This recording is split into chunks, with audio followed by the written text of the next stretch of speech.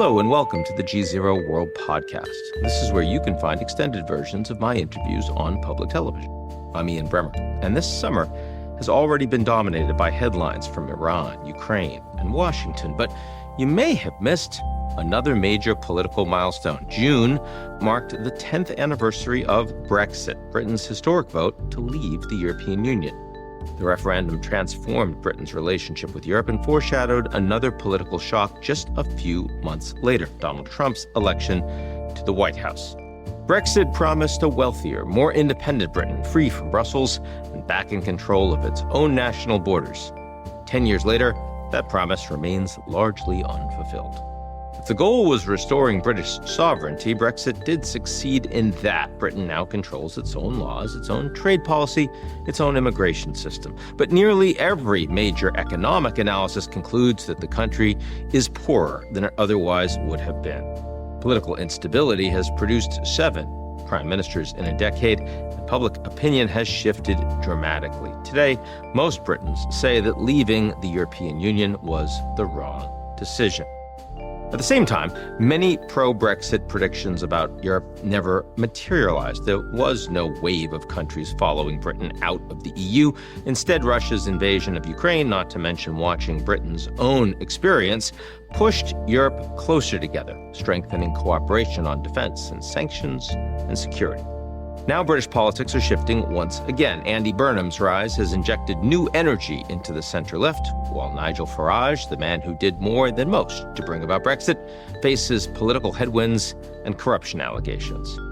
So 10 years after Britain voted to leave, what is Brexit's real legacy? Joining me to answer that question, Rory Stewart, former British cabinet minister, diplomat, and one of the United Kingdom's leading political commentators. Let's get to it.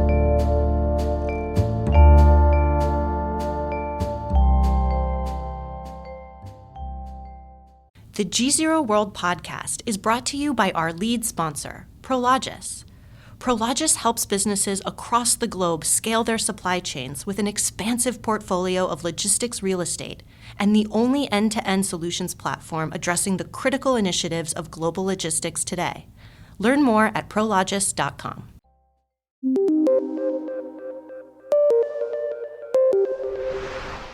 Rory Stewart, great to have you back on the show. Thank you very much, Ian. So, Rory, we want to start looking backwards. It's been 10 years since Brexit. My perception of these things is that it hasn't turned out particularly well, especially compared to all of the promises that seem to be made to the British people about how Brexit would be wonderful and a new independent Britain would be revitalized, economically stronger, would have all the people that you wanted inside your country and none of the people that you didn't. People don't seem happy about Brexit 10 years on. What happened?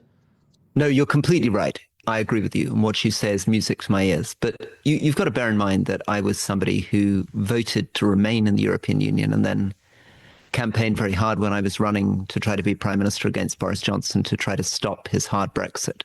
So I'm not completely objective. I think one thing I would say, though, is that in some ways, the way that Brexit went most wrong was a way that people didn't fully predict 10 years ago.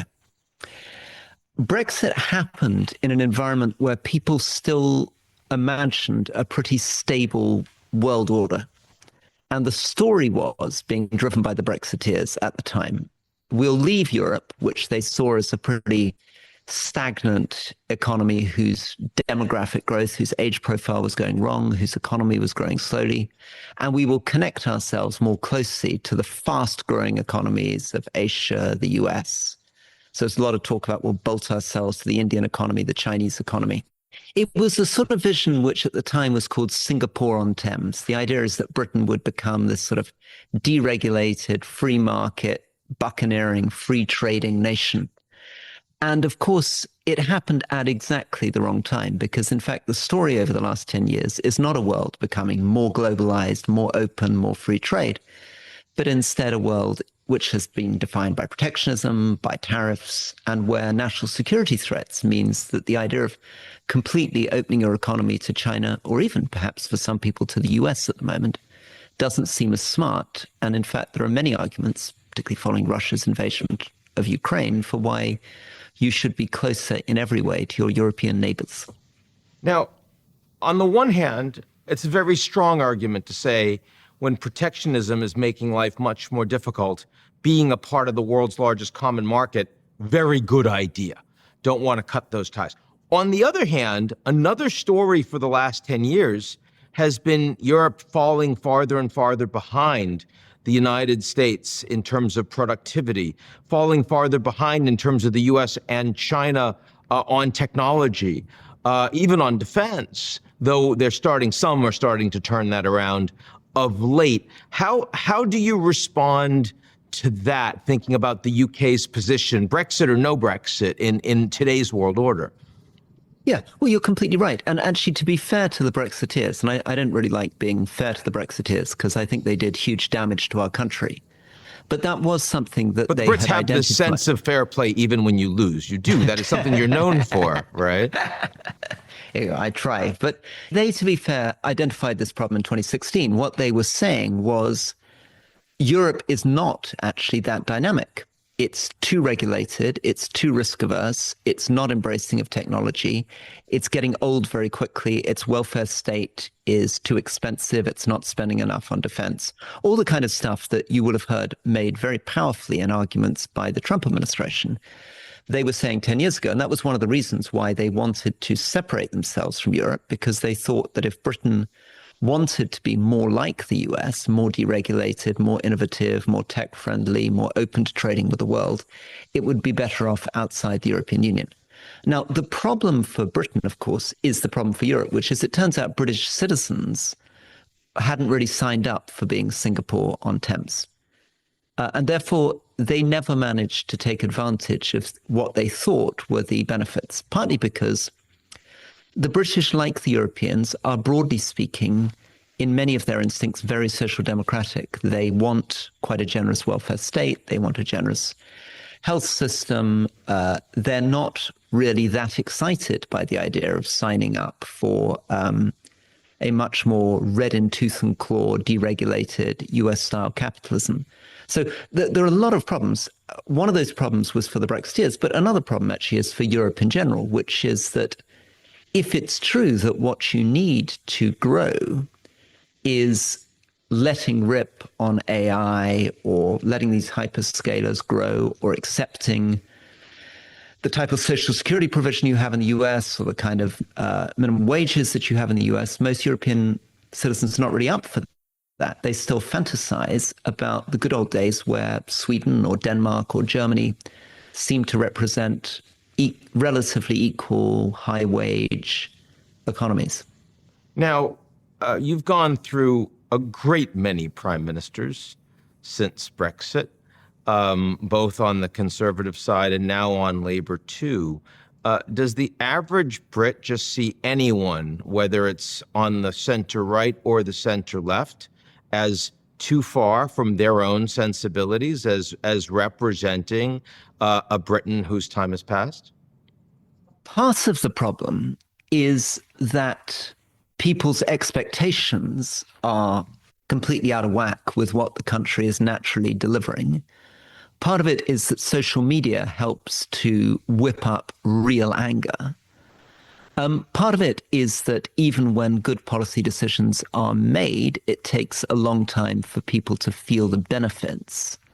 And the background story is an economy that's growing quite slowly, a population that's aging, increasing debt, not great productivity. So the question is, what do you do about this? And broadly speaking, the only people who've got radical answers to this are, of course, on the far right, the populist far right, or on the populist left. So on the populist left, you've got more extreme versions, I guess, of Bernie Sanders in the form of Zach Polanski, the Green Party leader. And on the far right, you've got Nigel Farage. And you'd guess what their solutions are. The right, broadly speaking, thinks the answer is radical, Thatcherite, Reagan-style, neoliberal, make it easier for business, get rid of all the regulations, give up on net zero, put your foot down, let business drive growth with low taxes. And on the far left, it's wealth taxes, it's going after the rich, it's building a more equal society, it's centralized industrial policy.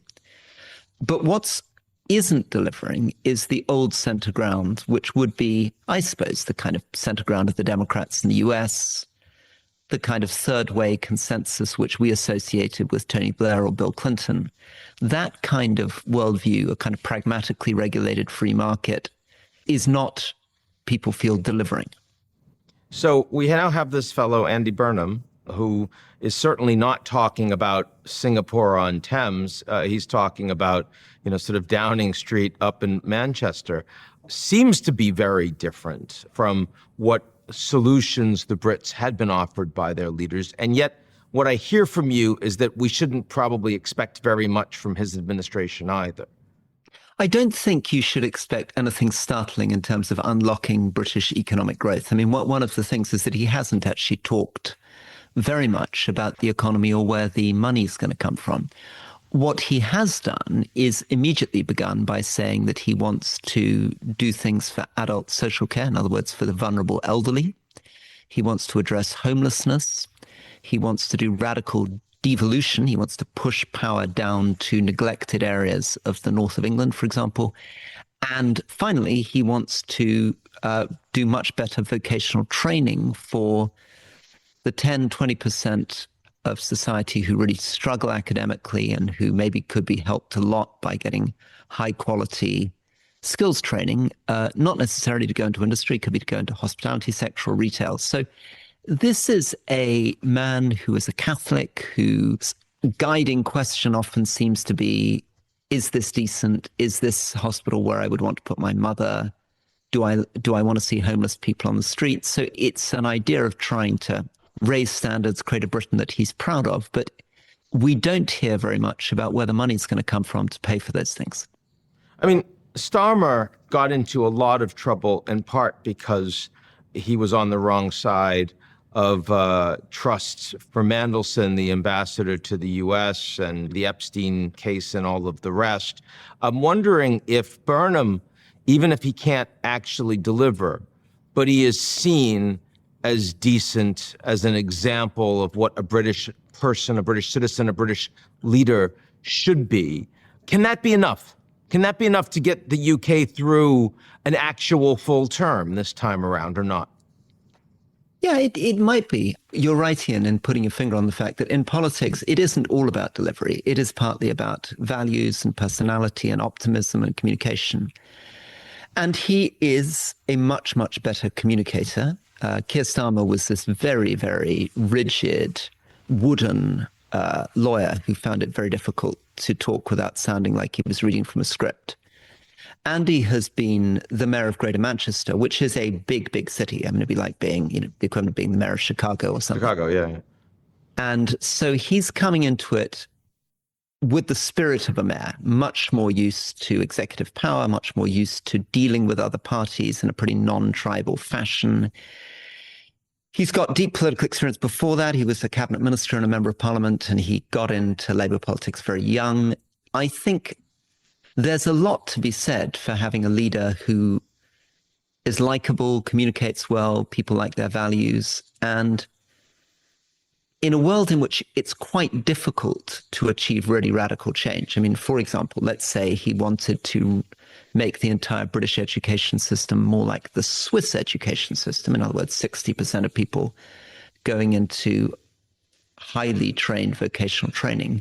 That's a 15, 20-year project. That's not a 1 year, 2 year project. Same with housing, 15, 20-year project.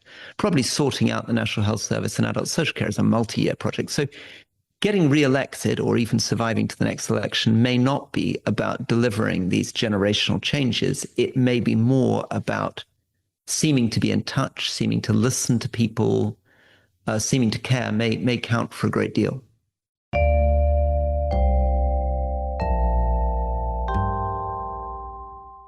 The GZERO World podcast is brought to you by our lead sponsor, Prologis. Prologis helps businesses across the globe scale their supply chains with an expansive portfolio of logistics real estate and the only end-to-end solutions platform addressing the critical initiatives of global logistics today. Learn more at prologis.com.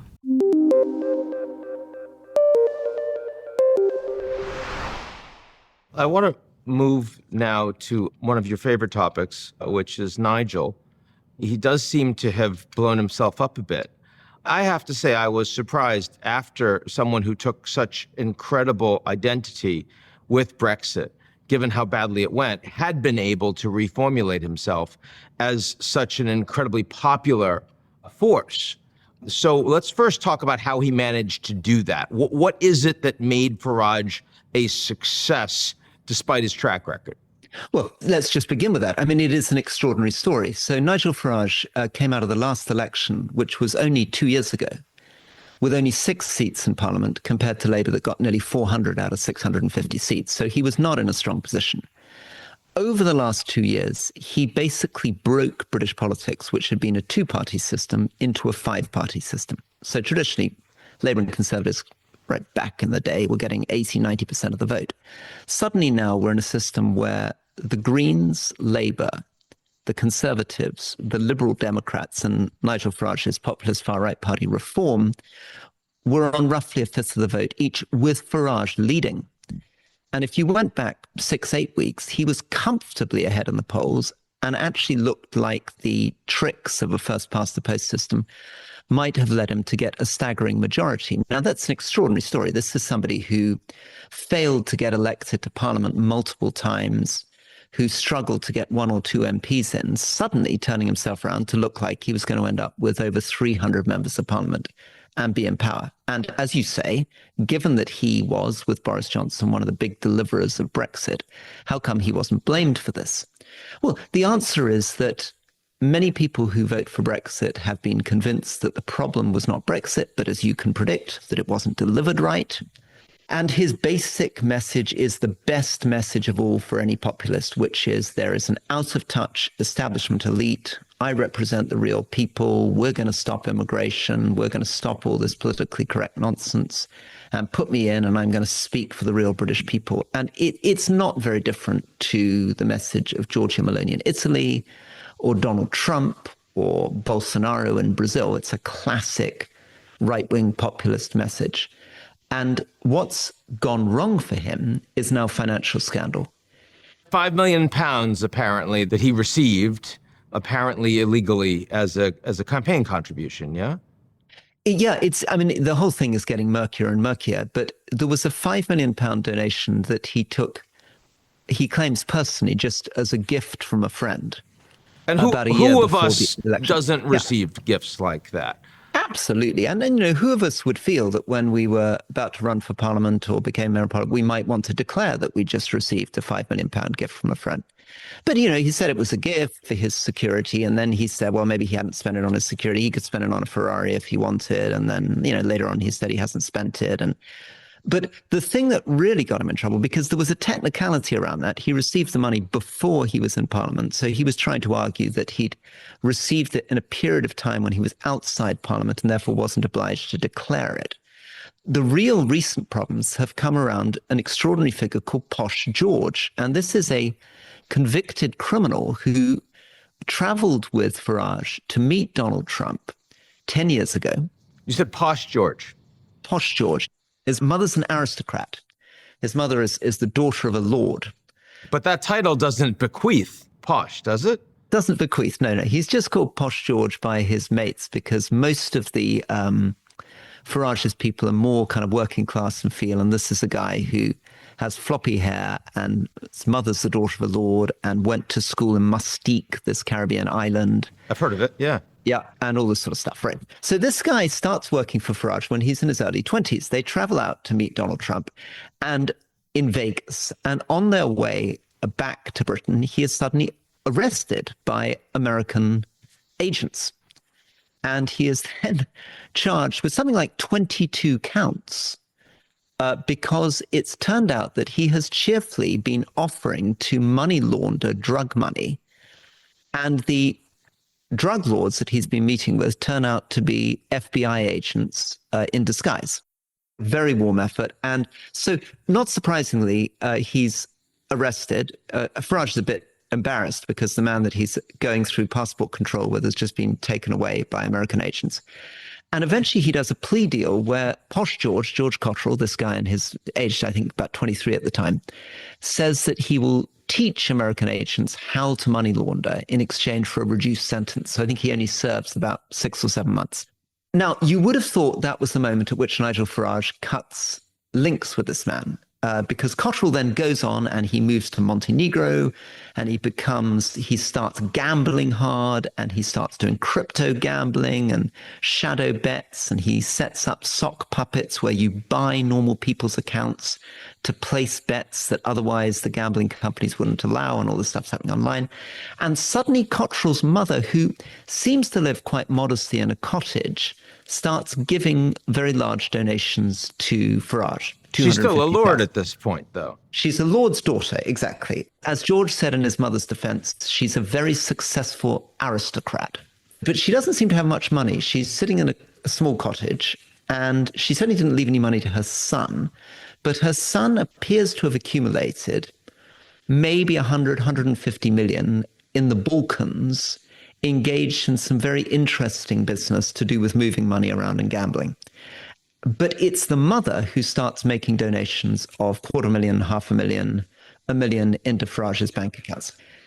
And it's at that point people start saying, wait a sec, this is not the mother's money. It's not clear where the mother's money is coming from. Now, this is all part of police investigations at the moment, so people are being a bit cautious about the question of where exactly the mother got this money from. But there are a lot of profiles going on around posh George, and the result is that Nigel Farage has finally done something where his base can no longer buy the story that he's the great anti-elite, anti-establishment campaigner. If he's taking millions of pounds, hanging out with these kind of crypto gambling dudes, flying on private jets to Montenegro, the story that he's the ordinary man in the pub with a pint of beer is beginning to look a bit flaky.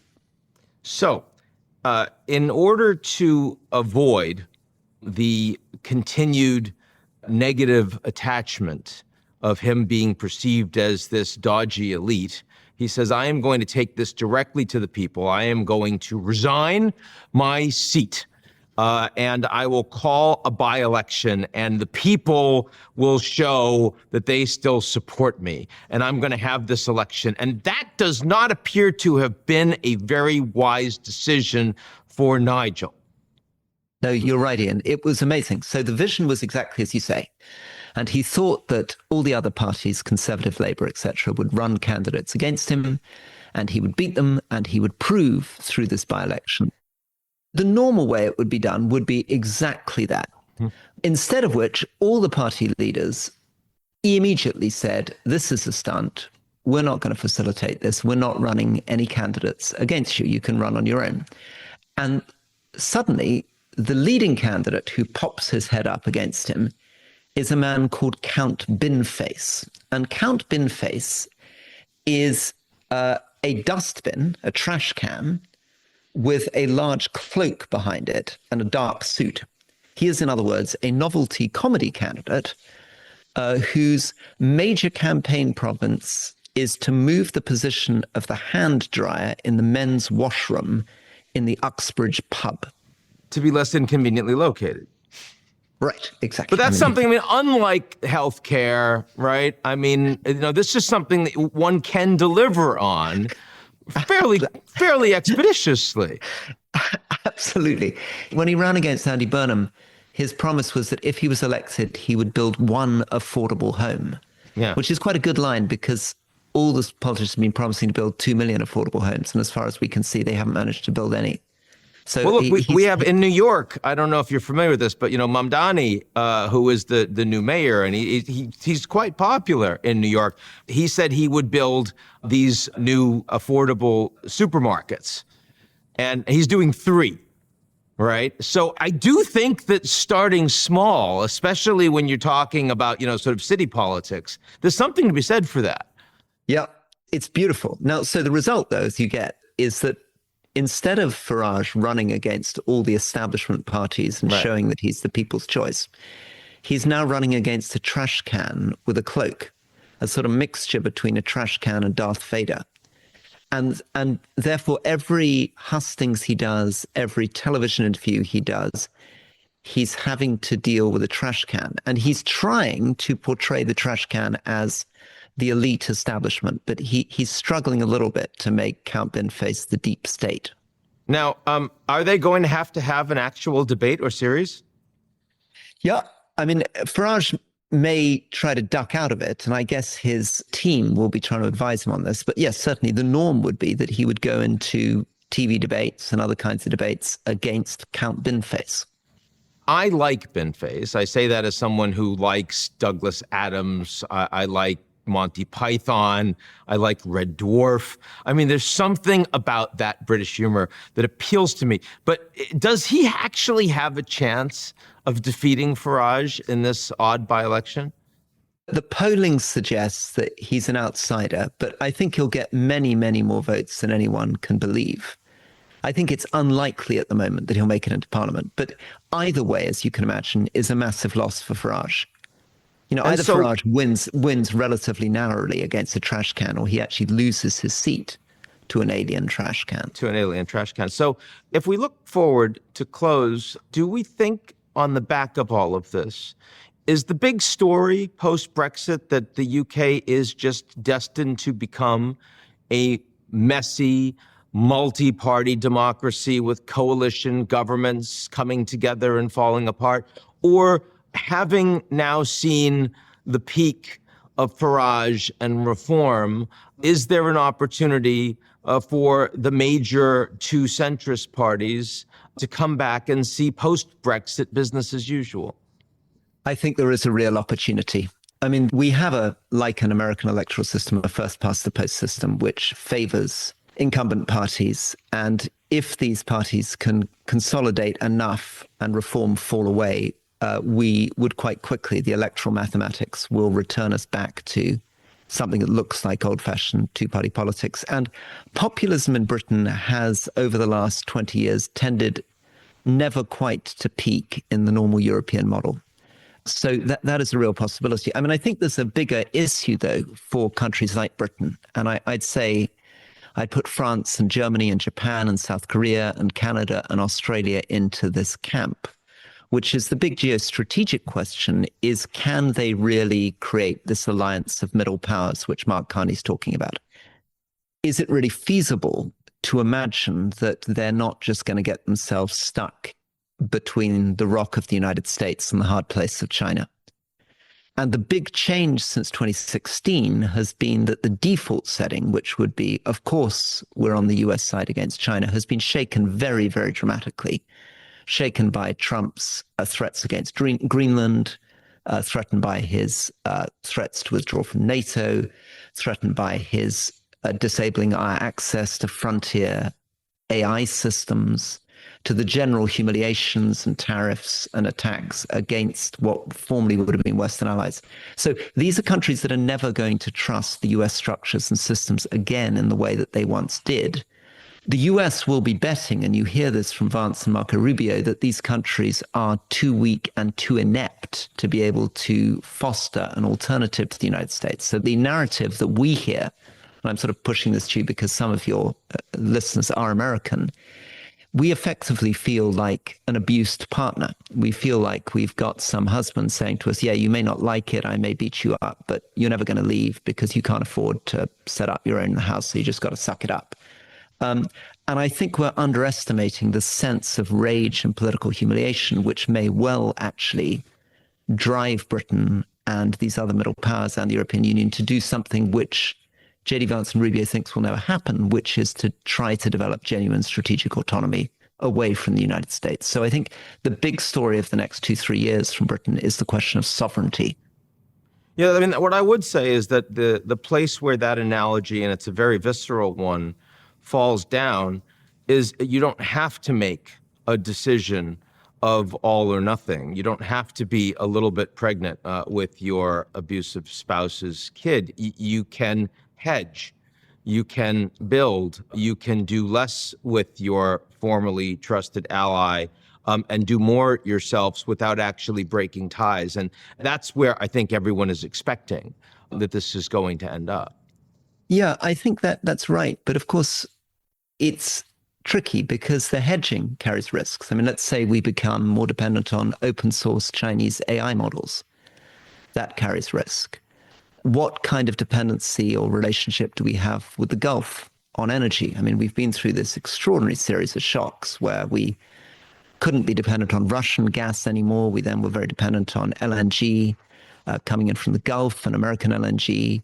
We are also having to deal with another threat, which is that if we start to develop more strategic autonomy, let's say we wanted to buy more chips, build more data centers, host more weights, have more control over the AI models, we are doing it with a US administration which isn't necessarily going to make that easy.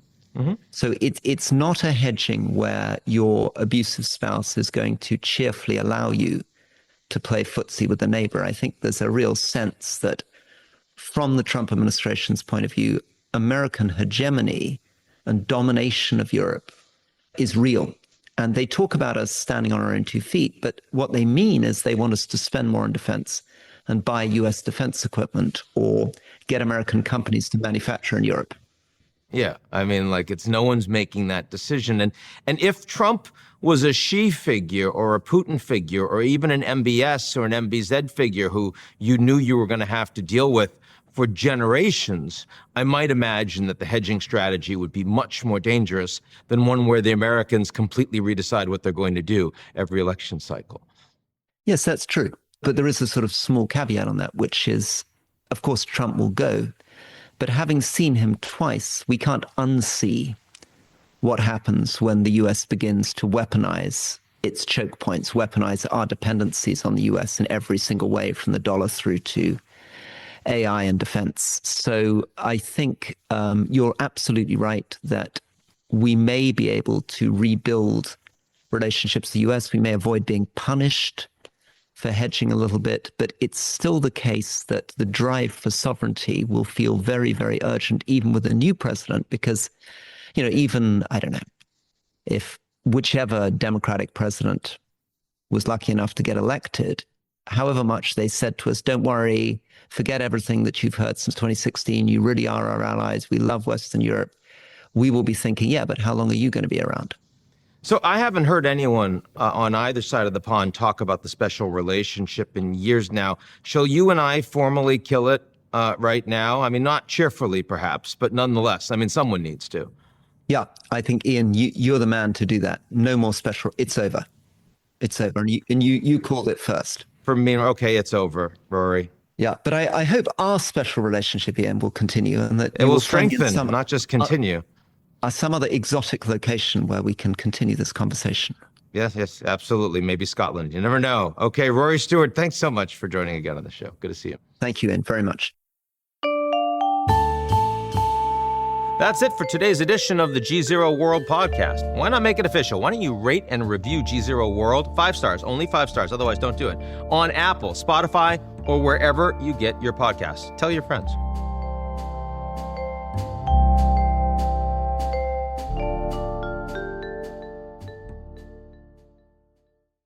Cox Enterprises is proud to support GZERO.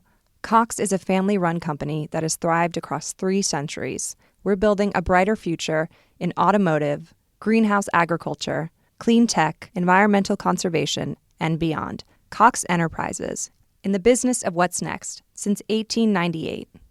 Learn more at coxenterprises.com.